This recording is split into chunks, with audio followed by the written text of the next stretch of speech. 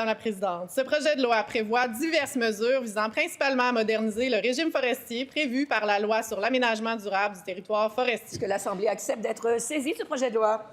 Adopté. Ça, c'est la ministre qui dépose son projet de loi pour modifier la gestion des forêts au Québec. Nous, on l'a lu, le projet de loi, c'est 69 pages de gros langage législatif et 4 petites mentions de la biodiversité.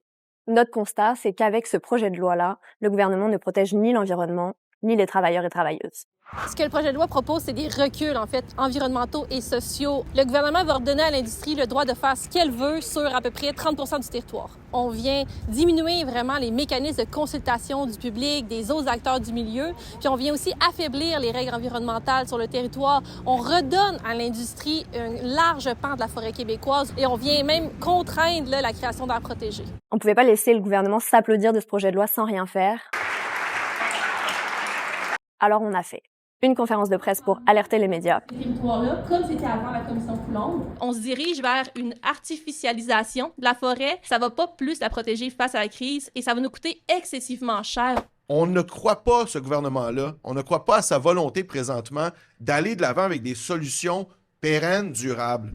On est aussi des réseaux qui entraînent des retombées économiques extrêmement importantes dans les régions.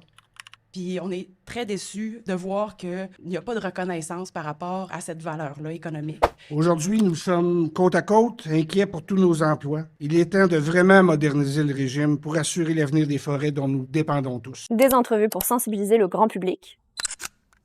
De la mobilisation pour faire agir les citoyennes et les citoyens.